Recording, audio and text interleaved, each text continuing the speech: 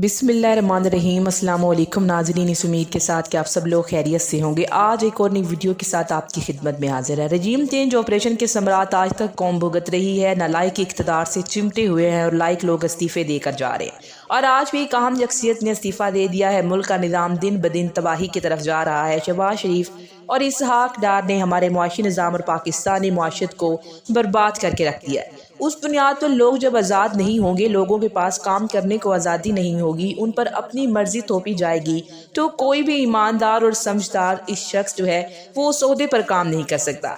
इसीलिए इस नाकिस माहौल में धड़ाधड़ इस्तीफे आ रहे हैं। और दूसरी जानिब शाहज़ेब खानज़ादा ने जियो पर जो स्टोरी शाया की कि इमरान खान के दौर में सर्दियों से पहले 2 महीने पहले ही LNG प्रोग्राम शुरू कर देता था। LNG मंगवाई नहीं गई, कीमतें इनको ज्यादा देनी पड़ेंगी, देर से आर्डर किया इसलिए इनको इतने पैसे ज्यादा पड़े।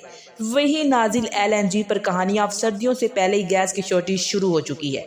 तो ऐसे में शाहज़ेब खानज़ादा जिन बेचारों की कोई औकात ही नहीं, जो इनको लिख कर दिया जाता है, जो स्क्रिप्ट उनके हाथ में थमाया जाता है, वही पढ़कर बेचारी अवाम को सुना देते हैं। इन लफाफी सहाफ़ियों को शाहज़ेब खानज़ादा कहते हैं। मुबशर लुकमान और हामिद मीर, जिनकी अपनी तो कोई औकात ही नहीं, उनके सामने जो भी बोर्ड लगा दे आपने तोते की तरह पढ़ना है और उन्होंने वही पढ़ते जाना है। भाड़ में कि इनकी सहाफ़त, ना कोई उनकी रिसर्च और ना तो इन मलामती सहाफ़ियों के अंदर गैरत है और ना ही शर्फ। उनकी ज़िंदगी का मकसद ही झूठ फैलाना है, और वो भी ऐसा झूठ नाज़रीन जिसका 2 दिन के बाद ही भांडा फूट जाता है। इमरान खान की घड़ी को लेकर उन्होंने इस मिक्स अचार पार्टी ने जो तमाशा खड़ा किया तोशा खाना के हवाले से, और मरियम नवाज जिनके पास कोई सरकारी ओहदा मौजूद नहीं फिर भी मर्सिडीज लेकर, और जब वजीर दिफा से पूछा जाता है कि हमारे इदारों के सरबराहान ने आज तक क्या क्या लिया है, और तो और हमारे चीफ जस्टिस जो गुजरे हैं उन्होंने क्या लिया है, और 1947 से लेकर आज तक हमारे हुक्मरान जो लेते आ रहे हैं उसका रिकॉर्ड क्या है, लेकिन वजीर दिफा के पास इसका कोई जवाब नहीं है। इमरान खान चूंकि ईमानदार है, उसके खिलाफ जब कोई करप्शन साबित नहीं हो सकी तो अब इमरान खान को मिलने वाले गिफ्ट को बहाना बनाकर इमरान खान पर प्रोपेगेंडा कर दिया जाए। जबकि नाज़रीन इमरान खान ने कानून के मुताबिक और जहां 15% देकर गिफ्ट लिया जाता था, इमरान खान ने 50% अदा करके कानून में तरमीम करके 50% अदा किया। गिफ्ट इमरान खान के पास आ गया, जब वो उसकी मालकियत बन गया तो भले इमरान खान उसको अपने पास रखे या फिर उसको आगे भेज दो, रफ़ायामा के कामों पर लगा दे, ये इमरान खान का हक है। लेकिन इस मिक्स अचार पार्टी ने इस पर भी खूब तमाशा लगाया और बंदा भी वो सामने लेकर आए जो कि बदनामे ज़माना शख्स है कि वो इमरान खान के खिलाफ गवाही देगा।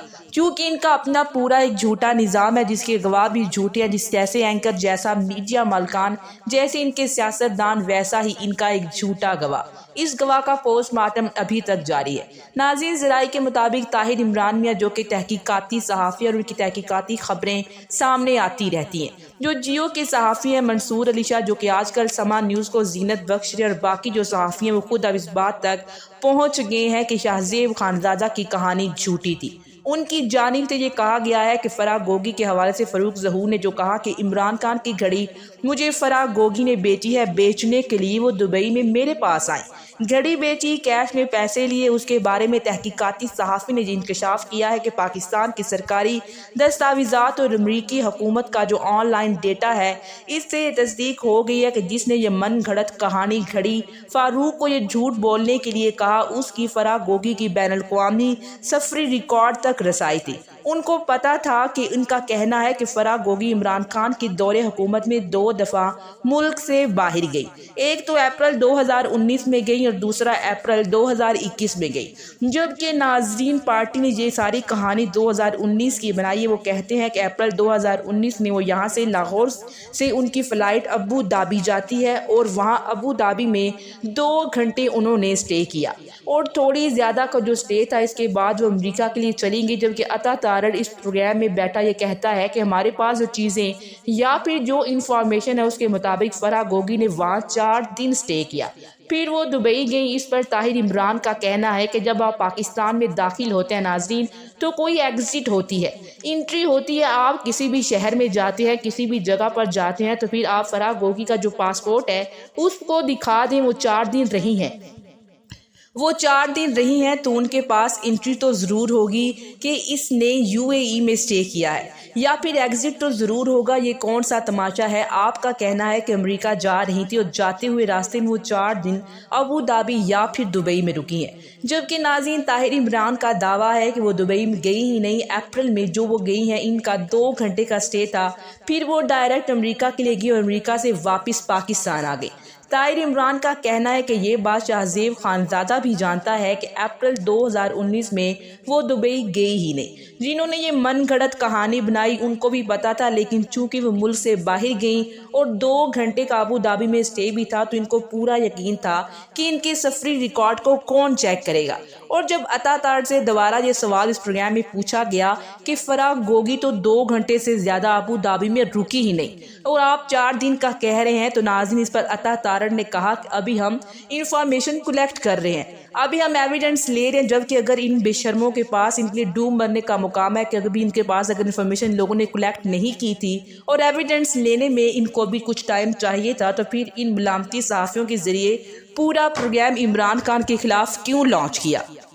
اور مریم نواز ایون فیلڈ میں چوری سے خریدا ہوا گھر، وہاں پر یہ بیٹھ کر جن کی رسید جب مانگی جاتی تھی تو وہ کہتی تھی کہ میرے باپ کی ہے، باپ کہتا تھا میرے بیٹوں کی ہے، اور بیٹے کہتے تھے کہ ہماری بہن مریم نواز کی ہے۔ وہ سارے کہہ رہے ہیں کہ عمران خان گھڑی کا حساب دے، جبکہ ان کی ان ساری جھوٹی کہانی کا پوسٹ مارٹم ناظرین ہو چکا ہے۔ عطا تارڑ کی تاریخی چترول ہوئی پروگرام میں اپنے چینل پر اپنے صحافی کے ہاتھوں بے عزت ہو رہا تھا۔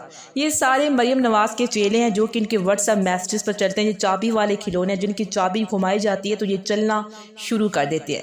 جبکہ اگر ناظرین اتنے سچے تھے تو پھر لندن اخبار میں یہ کیوں نہیں چھاپا؟ ان کو پتا تھا کہ لندن میں ان کو اربوں روپے کا ٹیکہ لگ جانا ہے ڈیفیمیشن کے کیس میں۔ ناظرین دوسری جانب نیب قانون میں ترمیم کے بعد بیسکلی نیب کا جتنا بھی کام ہے، جو کہ حقیقت یہ ہے کہ اب رہا ہی کوئی نہیں، اور ہاتھی جب زخمی ہو جاتا ہے تو وہ کسی کام کا نہیں رہتا، کسی کام کا رہتا تو نہیں ہے، لیکن اس نے جو اخراجات کروانے ہوتے ہیں آپ کے وہ اسی طرح ہوں گے۔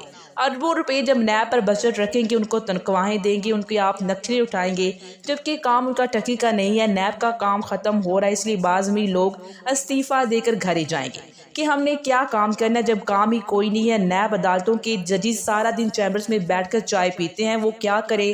قانون ہی تبدیل ہو گیا تو پھر وہ کیا کام کر سکتے ہیں؟